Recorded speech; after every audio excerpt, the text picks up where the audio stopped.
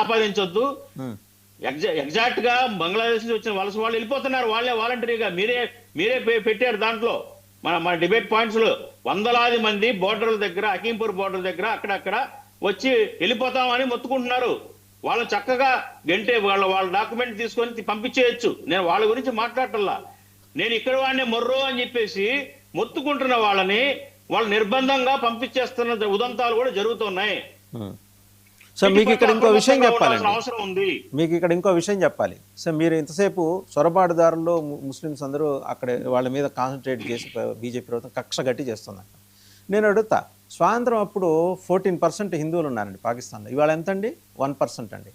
ఈ 1%లో కూడా అక్కడి నుంచి పాపం మీరు అన్నారే కడుపు చేత పెట్టుకొని కడుపేదరికంతో బార్డర్ దాటడానికి 3,500 రూపాయలు అక్కడ ఇక్కడ కూలీనాలి చేసుకొని రెగ్యులర్ పాస్పోర్ట్ అప్లై చేసుకుని రావటానికి 35,000 పైన పే చేస్తే కానీ అది రావట్లా.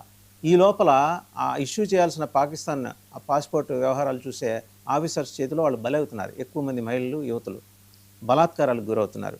ఏదో కింద మీద పడి వచ్చిన తర్వాత అలాంటి క్యాంప్స్ ఈ మధ్య మన విజయవాడకు చెందిన గుంటూరుకు చెందిన కిరణ్ చుక్కపల్లి అనే ఒక స్వచ్ఛంద సేవా కార్యకర్త 100 క్యాంపులు పెట్టారు రాజస్థాన్, గుజరాత్, ఢిల్లీలో. కొన్ని క్యాంప్స్ సంబంధించిన విజువల్స్ కూడా నేను తర్వాత మీకు షేర్ చేస్తాను. వాళ్ళకి ఇక్కడ ఆశ్రయం ఇస్తే వాళ్ళు ఫస్ట్ ఇక్కడ వచ్చి వాళ్ళ పనులు డే 1 నుంచి వాళ్ళ పనులు వాళ్ళు చేసుకుంటున్నారండి. మరి వాళ్ళ గురించి మీ కాంగ్రెస్ పార్టీ ఎందుకు మాట్లాడదు సార్? ఇప్పుడు నేను ఏం మాట్లాడుతున్నానంటే, మత వివక్ష అనేది సిఏఏ చట్టంలో చేశారు. ఆ మత వివక్ష సిఏఏ చట్టం ఆధారంగానే ఇవాళ ఈ బహిష్కరణలు జరుగుతున్నాయి. ఇక్కడ మరి ఇతర మతస్థులు ఎవరైనా కానీ ఏ దేశం నుంచి ఎంటర్ అయినా కానీ వాళ్ళకి పౌరసత్వం ఈజీగా ఇస్తున్నారు.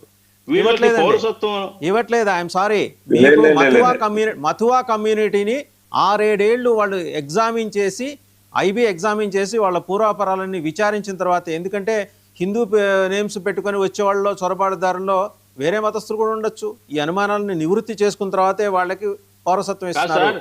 Please cross check. సిఏఏ చట్టం, నేను మాట్లాడుతుంది సిఏఏ చట్టంలో ముస్లిమ్స్ ని మతాన్ని ఎందుకు వాళ్ళు అలౌ చేయలేదు? ఎందుకు? 2 దేశాలు ఉన్నాయి కదండి, నాకు అర్థం కాదు. ఎన్ని దేశాలు కావాలి? ఈ దేశం నుంచి విడిపోయి 2 దేశాలు, ఇంకెన్ని కావాలి? సిఏఏ చట్టంలో ప్రస్తావించింది 3 దేశాలు మాత్రమే. నేను ఒకటే ప్రశ్నిస్తున్నాను, దేశ భద్రత గురించి దీన్ని అలా చేశాము అని భారతీయ జనతా పార్టీ ప్రభుత్వం మాట్లాడుతూ ఉంది. వేరే దేశాల నుంచి చొరబాటు అవకాశం లేదా? ఒకవేళ విద్రోహం చైనా నుంచి రారా?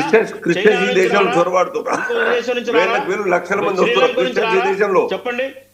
శ్రీలంక నుంచి రాకూడదా? టెర్రరిజం యాక్ట్ చేసేవాడు ఎలా వస్తాడు? రైట్, ఒకసారి శ్రీనివాస్ గారు వాడు ఎక్కడి నుంచి వస్తాడు సార్? ఈ దేశ ఇప్పుడు మతం ఆధారంగా అంటే ముస్లిమే అని అంటారు కదా మీరు. క్రిస్టియన్స్ ఈ దేశంలో వేల లక్షల మంది చొరబడుతున్నారు. ఇక్కడ చెప్పండి, కేవలం ముస్లింసే కదా ఈ దేశంలోకి వచ్చేది. క్రిస్టియన్స్ కి, జైన్స్ కి లేదా వినండి సార్, సిక్కులకి ఆ చట్టమే ఒక మతం పేరు మీద 2 దేశం ఇచ్చినాం. ఆ దేశం పోయి 2 దేశాలు అయింది. ఆ దేశాల్లో ఆ మతానికి ముస్లింలకు ముస్లిం వివక్ష చూపించిన కారణంగా ఇక్కడ వచ్చే వాళ్ళు ఉంటారు. ఇక్కడ వాజేవ్ గారు చెప్పినట్టుగా 14 నుంచి 1% వచ్చినాం. అక్కడ వివక్ష కారణంగా తాడిత పీడితులుగా తయారైనటువంటి కన్వర్ట్ అయినారు, చచ్చిపోయినారు, చంపేసినారు. లేదంటే ఇక్కడ రావాలి. వాళ్ళకి మనం ఇవ్వకుంటే భారతదేశం హిందూ దేశం, హిందువుల కోసం ఏర్పడ్డ దేశం, ముస్లిం కోసం ఏర్పడ్డ దేశం పాకిస్తాన్.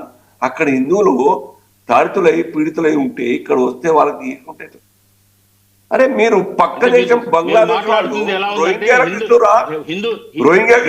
రోహింగ్యాలకు ఆశ్రయం ఇస్తురా? అక్కడ నుంచి హైదరాబాద్ వస్తారు, భారతదేశానికి వస్తారు, కాశ్మీర్కి వస్తారు, వేల కిలోమీటర్ దూరం. మన భారత రాజ్యాంగం ప్రకారంగా చట్టాలు ఉండాలి కానీ రాజ్యాంగాన్ని ఉల్లంఘించి చట్టాలు చేస్తే అది ఎక్కడ న్యాయం అంటున్నాం, ప్రశ్నిస్తున్నాం. ఏ చట్టం సార్? ఏ చట్టం? ఉదాహరణకు ఒక చట్టం చెప్పండి. ఏ చట్టం? సిఏ చట్టమే మాట్లాడుతున్నాను సార్. నేను సిఏ చట్టం గురించి మాట్లాడుతున్నాను. ఓ పని చేద్దాం సార్, 2029 మీరు వస్తారు అధికారంలోకి. కాదు సార్, బంగ్లాదేశ్ కానివ్వండి, పాకిస్తాన్ కానివ్వండి, ఇంకో ముస్లిం దేశాలు మాత్రమే టార్గెట్ చేసి పెట్టిన సిఏ చట్టం గురించి మాట్లాడుతున్నాను. దానిలో కేవలం 4 మతాల వారికి మాత్రమే సిటిజన్షిప్, చొరబాటుదారులకి, నేను చెప్పేది చొరబాటుదారులకి సిటిజన్షిప్ ఇచ్చే అంశాన్ని పరిశీలించడానికి అలౌ చేశారు. ముస్లింస్ ని ఆ చట్టంలో నుంచి మినహాయించారు. ఇది ఎక్కడి న్యాయం? అదే ఆల్రెడీ వచ్చి కారణం. చొరబాటుదారులుగా ఉన్నారు కదా. రాజ్యాంగంలో ఏర్పడ్డ దేశం రాజ్యాంగంలో కదా. వచ్చి చొరబాటుదారులుగా ఉన్నారు కదా. ఆర్టికల్ 14 ఆర్టికల్ 15 ఉల్లంఘన కాదా? రాజు గారు. దీని మీదే సుప్రీంకోర్టులో ఉన్నాయి 460 కేసులు ఉన్నాయి మీరు CAA మీద. ఆ సిఏ యొక్క స్పిరిట్ అర్థం చేసుకోండి రాలేదు. బాజీ గారు. ఒకసారి సిఏ యొక్క స్పిరిట్ అర్థం చేసుకొని దాని భావాన్ని అర్థం చేసుకొని చట్టాన్ని అర్థం చేసుకొని ఎవరైతే మతం పేరు మీద అక్కడ హరాస్ కాబడతారో ఫోర్స్ఫుల్ గా కన్వర్ట్ చేస్తున్నారు వాళ్ళు మన దేశానికి వస్తే వాళ్ళకి ఇస్తున్నాం. ఎవరు? ముస్లింస్ వస్తారు ఆ కారణం చేత. ముస్లింస్ వస్తారు ఆ కారణం చేత పాకిస్తాన్ నుంచి భారత్ కు మతం పేరు మీద తాడితులై పీడితులై. అదొక్కటే స్పిరిట్ గుర్తుపెట్టుకోండి. అదొకటే కారణం. ఇక్కడ మనం ఎందుకు చొరబడ్డారా, అక్కడ హెరాస్ అయ్యి చొరబడ్డారా, వాలంటరీగా ఆకలి కడుపు నింపుకోవడం చొరబడ్డారా అనేది చట్టంలో లేదు. అక్కడ కేవలం నేను మాట్లాడుతున్నది ఏంటంటే ఇవాళ CAA చట్టాన్ని మీరు ఏదైతే బంగ్లాదేశ్ చొరబాటుదారుల్ని బహిష్కరించడంలో CAA చట్టం NRC చట్టాన్ని ఉపయోగిస్తున్నారు. ఈ రెండింటిని దేనికోసం? దేశ భద్రత కోసం కాదా? అది దేశ భద్రత కోసం కాదా? కోసం అయితే మన ప్రొటెక్షన్ ఫోర్సెస్, BSF ఫోర్సెస్ కానీ మన ఇంటెలిజెన్స్ కానీ ఏం చేస్తున్నారు సార్? అక్కడి నుంచి కాదు, కాబట్టి ఏదో విశాలమైన దేశం, ప్రతి అడుగుకు ఫెన్సింగ్ లేదు. అటువంటి టైం వచ్చిన యాక్టివిటీ చేసేవాడు, టెర్రరిజం యాక్టివిటీ చేయాలనుకున్నవాడు, మనకెందుకు సార్? ఎవరైనా పరాయి వాళ్ళని మన ఇంట్లో పెట్టుకుంటామా? పరాయి వాళ్ళను పరాయి ఇంటి వాళ్ళు మన ఇంట్లో పెట్టుకుంటామా? మనం చెప్పండి శ్రీనివాస్ గారు. భద్రత చాలా ముఖ్యం, దేశ భద్రత చాలా ఇంపార్టెంట్, అది అట్మోస్ట్ ఇంపార్టెంట్ పాయింట్ అది. కానీ దేశ భద్రత కోసం మనం ఏం చేయాలంటే మన దేశంలో ఉన్న ఇంటెలిజెన్స్ కానివ్వండి, బోర్డర్ ఫోర్సెస్ కానివ్వండి స్ట్రెంగ్తన్ అవ్వాలి. ఎవరైతే ఇంటెలిజెన్స్ ద్వారా ఎవరైతే టెర్రర్ యాక్టివిటీ ఉన్నారో అనుమానం ఉన్నప్పుడు ఖచ్చితంగా మనం దాన్ని ప్రొటెక్ట్ చేయాల్సి. ఎవరైనా కానీ న్యూట్రల్ అయినా దాని గురించి కాదు. మనం చేసుకున్న చట్టం రాజ్యాంగ విరుద్ధంగా చేసుకున్నాము. ఇది ధర్మశాల కాదు, భారతదేశం. NRC నేషనల్ సిటిజన్స్ నమోదు కార్యక్రమం, రిజిస్ట్రేషన్ కార్యక్రమం ఉందో, నేషనలిస్ట్ రిజిస్ట్రేషన్ కార్యక్రమం ఉందో అది CAA చట్టం ప్రకారంగా అనుసంధానం చేస్తున్నారు. ఇది రాజ్యాంగ పని చేయండి సార్. 2029 కరెక్ట్ చేయాల్సిన అవసరం ఉందంటే 2029లో సుప్రీంకోర్టులో ఇది పెండింగ్ ఉంది సార్.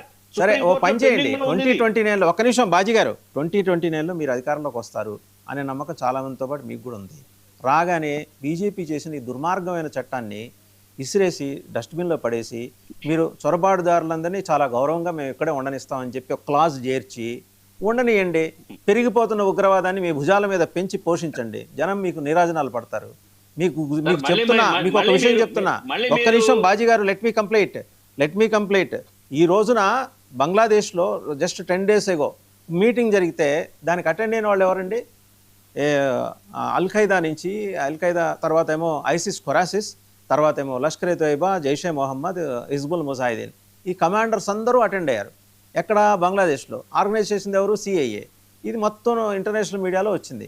వాళ్ళు మరోపక్క మనం లాస్ట్ వీక్ గనక పాకిస్తాన్లో హంజాని చంపేశారు. ఏది పుల్వామా మెయిన్ కాన్స్పిరేటర్. అతను చంపేస్తే ఆ ఉగ్రవాదికి నివాళులు అర్పించడానికి Z+ కేటగిరీ ప్రోటోకాల్తో వెళ్ళిన వాళ్ళందరూ ఉగ్రవాదులే.